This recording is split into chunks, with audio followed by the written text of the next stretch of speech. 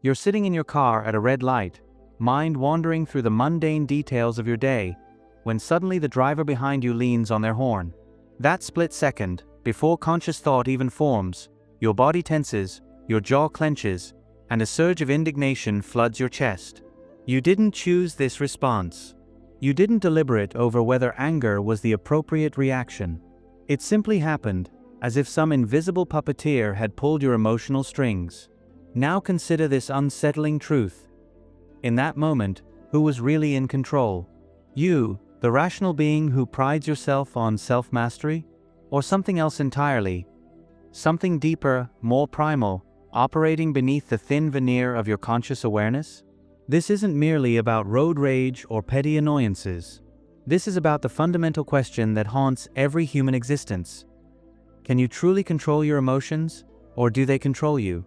The answer reveals a stunning contradiction that Carl Jung spent his lifetime exploring, one that challenges everything you believe about emotional intelligence and self-awareness. You see, the very moment you think you've mastered understanding emotions, they slip through your fingers like water. The harder you grasp for emotional control techniques, the more elusive true emotional regulation becomes. This isn't a flaw in your character or a failure of willpower. This is the nature of the human psyche itself, caught between the conscious and unconscious mind in an eternal dance you've never learned the steps to. Consider how often you've promised yourself you wouldn't react a certain way again. How many times have you sworn off anger, vowed to remain calm, committed to emotional regulation techniques that seemed foolproof in theory? Yet there you are, again and again, swept away by the very emotions you thought you'd conquered. The psychology of emotions reveals something profound. Your conscious mind believes it's writing the script of your inner world, but it's merely reading lines written by forces far deeper and older. Jung understood something revolutionary about this struggle. He recognized that our attempts to control emotions often become the very prison that keeps us emotionally captive. The more we fight against our emotional nature, the more it fights back through what he called the shadow, those aspects of ourselves we refuse to acknowledge. Your anger isn't just anger. It's an archetype, a universal pattern that has shaped human behavior for millennia. But here's where it gets truly fascinating. What if the question itself is wrong? What if asking, "Can you control your emotions?" is like asking whether you can control the weather? What if the very premise contains a fundamental misunderstanding of how the human psyche actually operates? Jung's perspective on emotions suggests something far more nuanced and ultimately more liberating. He proposed that emotional control isn't about suppression or domination, it's about relationship. It's about developing a conscious partnership with the unconscious forces that drive your emotional life. This approach to personal development tips the scales from warfare to diplomacy, from conquest to collaboration. Think about the last time you experienced profound joy. Did you will it into existence? Did you consciously orchestrate every neurochemical cascade that created that feeling? Or did it arise spontaneously from depths you don't fully comprehend? The same unconscious wisdom that generates your deepest happiness also produces your most challenging emotions. They're not separate systems. They're part of an integrated whole that Jungian psychology calls the self. This realization changes everything about mental health awareness and how we approach emotional well-being. Instead of seeing difficult emotions as enemies to be defeated, we begin to recognize them as messengers from the unconscious mind, carrying information we desperately need but have been trained to ignore. Your anxiety isn't just anxiety, it's your psyche's alarm system. Your sadness isn't just sadness, it's your soul processing loss and change. Your anger isn't just anger, it's your inner warrior responding to perceived threats to your values and boundaries. But if this is true, then what does it mean to have emotional intelligence? How do we navigate this complex inner landscape without being overwhelmed by forces beyond our conscious control? The answer lies not in the conquest of emotion, but in something far more sophisticated and ultimately more powerful. The journey to understand emotions through Jung's lens reveals that true emotional mastery isn't about control. It's about consciousness. It's about developing the capacity to witness your emotional life with compassion and curiosity rather than judgment and resistance. This shift in perspective opens up possibilities you've never imagined, pathways to freedom you didn't know existed. Are you ready to discover what lies beyond the illusion of emotional control? The hidden truth that Jung discovered cuts to the very core of human existence. We are not unified beings. You are not one person experiencing emotions. You are a constellation of competing forces, each with its own agenda, its own voice, its own claim to your attention. What you call yourself is actually a fragile alliance between conscious intentions and unconscious drives that rarely see eye to eye.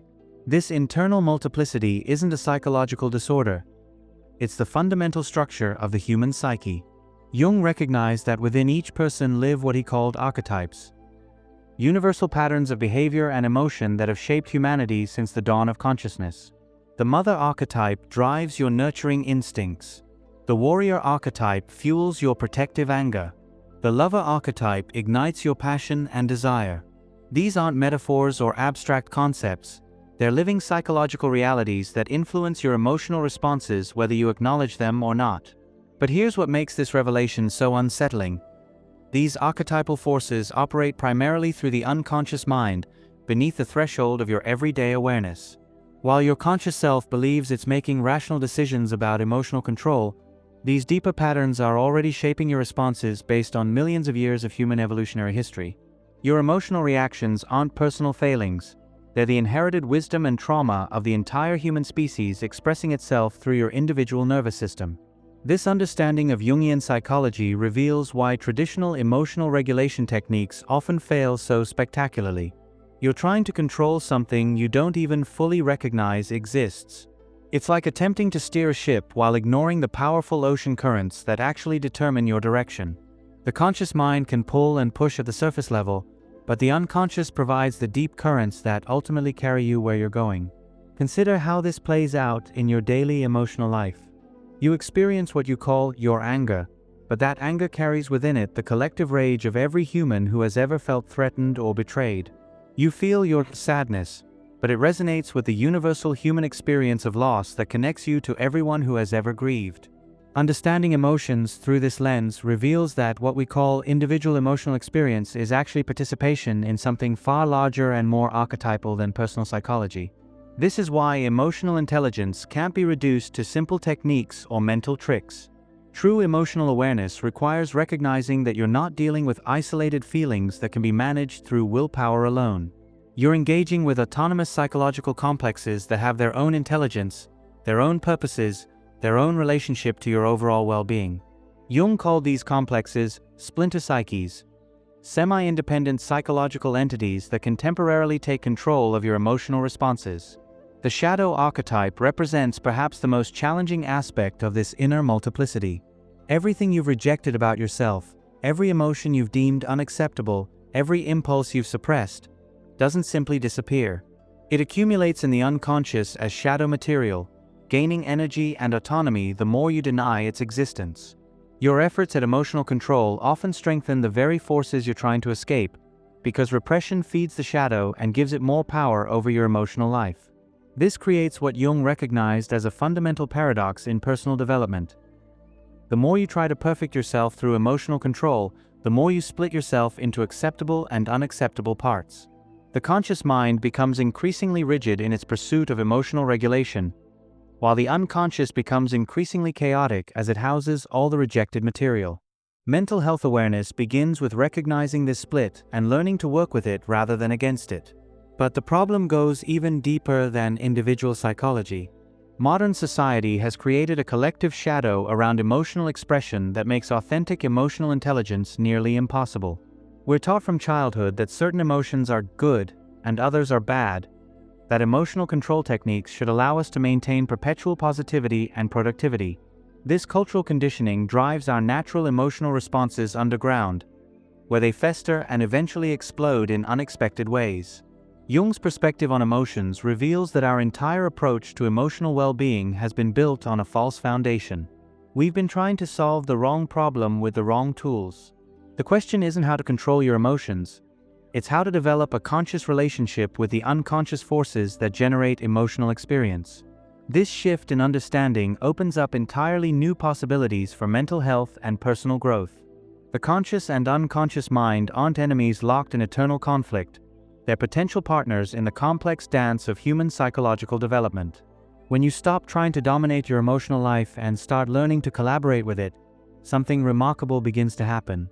The very emotions that once seemed like obstacles to your well-being reveal themselves as gateways to deeper self-knowledge and authentic psychological integration. What you don't realize is that your attempts to control emotions have been quietly reshaping your entire personality, often in ways that work directly against your deepest values and aspirations. Every time you suppress anger to appear calm, every time you hide sadness to seem strong, every time you manufacture enthusiasm when you feel depleted, you're not just managing a moment, you're training your psyche to split itself into performing and authentic parts. This split has consequences that ripple through every aspect of your existence. Your relationships become theaters where you perform emotional acceptability while your genuine feelings remain hidden, even from yourself. You develop what Jung called a persona, a mask you wear to meet social expectations. But the price of maintaining this mask is the gradual loss of contact with your authentic emotional core. The more sophisticated your emotional control techniques become, the more alienated you become from the very emotions that could guide you toward meaningful connection and genuine fulfillment. The neuroscience of emotional suppression reveals something even more disturbing. When you consistently override your natural emotional responses, you're literally rewiring your brain in ways that diminish your capacity for both emotional intelligence and intuitive wisdom. Your prefrontal cortex, trained to suppress rather than integrate emotional information, begins to treat your own feelings as enemies to be defeated rather than allies to be understood. This creates a kind of internal emotional deafness where you lose the ability to hear the subtle signals your psyche is constantly sending. But the consequences extend far beyond individual psychology. When entire cultures become invested in emotional control as a virtue, they create collective shadows of unprecedented power and destructiveness. The emotions we refuse to acknowledge don't disappear. They accumulate in the collective unconscious and eventually express themselves through social pathologies, political extremism, and mass psychological movements that seem to emerge from nowhere but actually represent the return of everything we've tried to suppress. Consider how this manifests in your own life. That inexplicable anxiety that seems to come from nowhere often represents your psyche's attempt to warn you about situations your conscious mind has decided are fine. That sudden burst of anger that feels disproportionate to the trigger usually carries information about boundary violations you've been ignoring. That creeping depression that seems to have no clear cause frequently signals that you've been living in ways that betray your deepest values and authentic nature. Jung recognized that symptoms aren't problems to be solved, they're messengers from the unconscious mind attempting to restore psychological balance. When you treat emotions as enemies to be controlled, you're shooting the messenger and missing the message. Your anxiety isn't a malfunction, it's your psyche's early warning system. Your anger isn't a character flaw, it's your inner guardian responding to perceived threats. Your sadness isn't a sign of weakness, it's your soul processing loss and change in preparation for new growth. The cognitive biases that shape human perception become particularly dangerous when combined with emotional suppression. Confirmation bias leads you to notice only evidence that supports your belief that certain emotions are bad, while filtering out information about their adaptive value. Availability bias makes the dramatic examples of emotional loss of control seem more common than they actually are, reinforcing your fear of authentic emotional expression. These mental shortcuts, combined with cultural conditioning about emotional regulation, create a perfect storm of psychological self-sabotage. Perhaps most tragically, your efforts to maintain emotional control often destroy your capacity for the very experiences that make life worth living. Joy becomes muted when you're constantly monitoring for appropriate levels of enthusiasm. Love becomes cautious when you're afraid of vulnerability. Creativity diminishes when you're unwilling to feel the full spectrum of emotions that fuel artistic and innovative expression. You achieve emotional stability at the cost of emotional aliveness. The shadow material created by years of emotional suppression doesn't remain passive. It actively influences your behavior in ways you don't recognize, creating what Jung called unconscious projections. You begin to see in others the emotions you've rejected in yourself. The anger you've suppressed makes you hypersensitive to anger in others. The sadness you've denied makes you uncomfortable around anyone experiencing grief.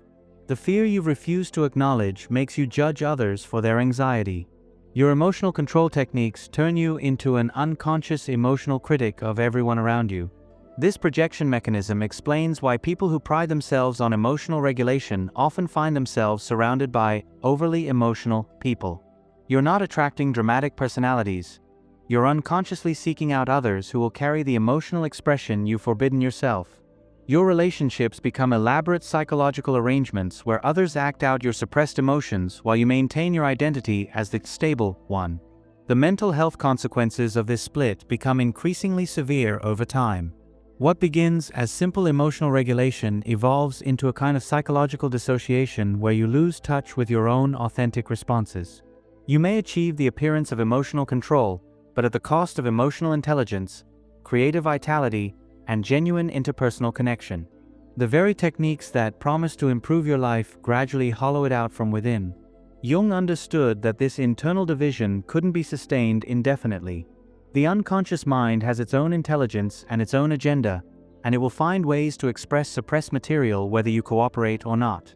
The emotions you've spent years controlling will eventually find expression through physical symptoms, relationship conflicts, career dissatisfaction, or sudden psychological crises that seem to emerge from nowhere but actually represent the eruption of everything you've been trying to keep buried. The revolution begins with a single, radical shift in perspective. Instead of asking how to control your emotions, start asking what your emotions are trying to communicate. This isn't just a change in technique, it's a complete transformation in your relationship with the unconscious forces that shape your inner life. Jung called this process making the unconscious conscious, and it represents perhaps the most courageous journey a human being can undertake. The first step in this rebellion against conventional emotional control involves developing what Jung termed active imagination, a method of engaging directly with the autonomous complexes and archetypal forces that generate emotional experience. Instead of suppressing your anger, you learn to dialogue with it. Instead of medicating your anxiety, you discover what it's trying to protect. Instead of escaping your sadness, you honor its wisdom about what you've lost and what you need to grieve. This approach to personal development requires you to become an explorer of your own unconscious terrain. When anxiety arises, instead of immediately reaching for emotional regulation techniques designed to make it disappear, you pause and ask, what is this feeling trying to show me? What situation or relationship or life direction is my psyche warning me about? This shift from suppression to curiosity transforms anxiety from an enemy into an ally in your psychological development. Understanding emotions through Jung's lens reveals that each feeling carries archetypal wisdom accumulated over millions of years of human evolution. Your anger connects you to the warrior archetype, the part of you that knows when boundaries have been violated and when you need to stand up for what matters. Your fear links you to the wise old man or woman archetype, the ancient wisdom that recognizes genuine threats and helps you navigate dangerous territory.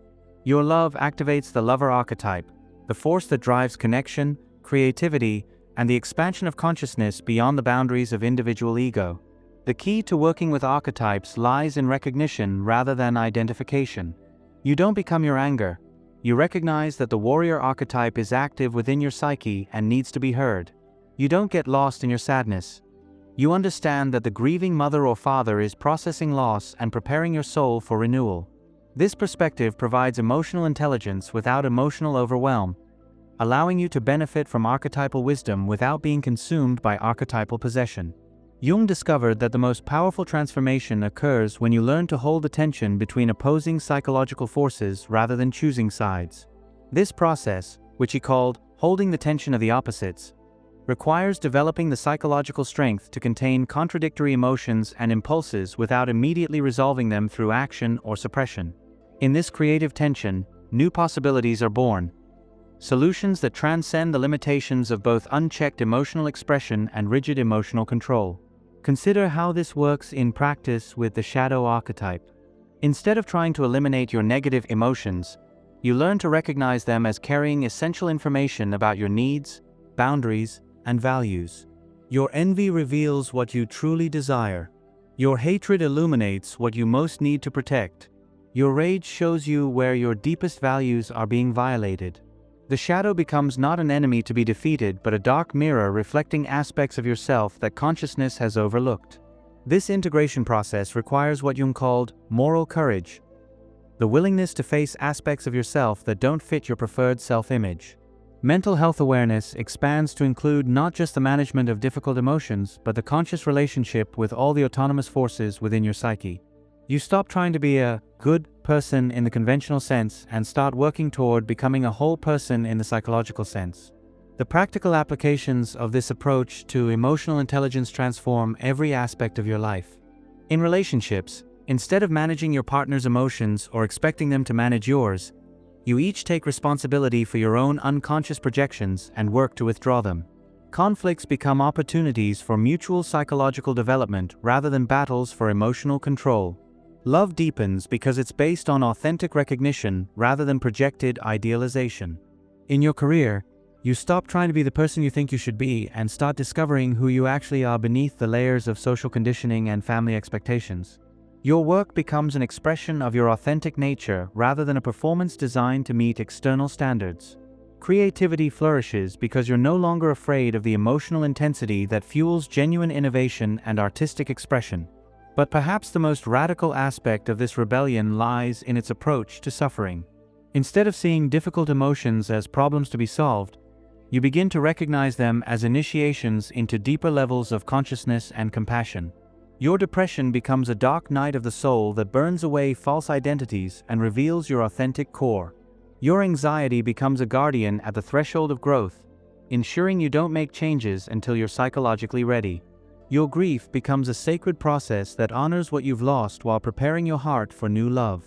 This doesn't mean wallowing in negative emotions or using psychological insight as an excuse for harmful behavior. It means developing the sophisticated emotional intelligence necessary to work consciously with unconscious material. You learn to feel your emotions fully without being controlled by them, to honor their wisdom without acting out their primitive impulses, to integrate their energy without being overwhelmed by their intensity. The rebellion against conventional emotional control ultimately leads to a new kind of freedom. Not the freedom from emotions, but the freedom to engage with emotional life as a conscious participant rather than an unwilling victim. Here is the ultimate truth that transforms everything. You are not meant to control your emotions because you are not separate from them. This isn't a poetic metaphor, it's a fundamental recognition of what Jung called the self, the unified totality of conscious and unconscious psychic life that transcends the artificial division between thinking and feeling, between rational control and emotional chaos. The deepest revelation of Jungian psychology is that the very attempt to control emotions represents a profound misunderstanding of human nature. You are not a rider trying to control a wild horse. You are not a general commanding unruly troops. You are not a programmer debugging faulty code. You are a living system in which consciousness and unconscious, thought and emotion, spirit and instinct are meant to function as an integrated whole. The split between controller and controlled is itself the root of psychological suffering. When you truly understand emotions through Jung's perspective, you discover that what you've been calling emotional control is actually emotional relationship. The goal isn't to make emotions obey your conscious will, it's to develop a conscious partnership with the autonomous forces that generate emotional experience. This partnership requires respect, curiosity, and the kind of humble wisdom that recognizes the limitations of ego consciousness in the face of the vast intelligence of the unconscious mind. This understanding reveals why all your previous attempts at emotional regulation have felt like swimming against an impossibly strong current. You weren't fighting your emotions, you were fighting the deepest intelligence of your own psyche, the ancient wisdom that connects you to the collective experience of humanity and the even older wisdom that connects you to the living intelligence of nature itself. Your emotions are not personal possessions to be managed. They are expressions of universal life force flowing through your individual nervous system. Jung called this recognition individuation, the process by which a person becomes psychologically whole by integrating conscious and unconscious elements of the personality. This isn't self-improvement in the conventional sense, it's a profound acceptance of your complete psychological nature, including all the aspects you've spent years trying to change or eliminate. Individuation means becoming who you actually are rather than who you think you should be. The conscious and unconscious mind, when allowed to function as partners rather than adversaries, creates something greater than either could achieve alone. Your rational intelligence provides clarity and direction. Your emotional intelligence provides energy and meaning. Your intuitive wisdom provides connection to the deeper currents of life that logic alone cannot access. Together, they form what Jung called the transcendent function, a psychological capacity that transcends the limitations of both purely rational and purely emotional approaches to life. This integration process reveals that emotional intelligence isn't about managing feelings, It's about allowing feelings to inform intelligence and allowing intelligence to provide container for feeling. When this partnership functions properly, you discover that you have access to forms of wisdom and creativity that neither pure logic nor pure emotion could provide. You begin to make decisions that satisfy both your rational analysis and your emotional truth. You find solutions that honor both your practical needs and your deepest values.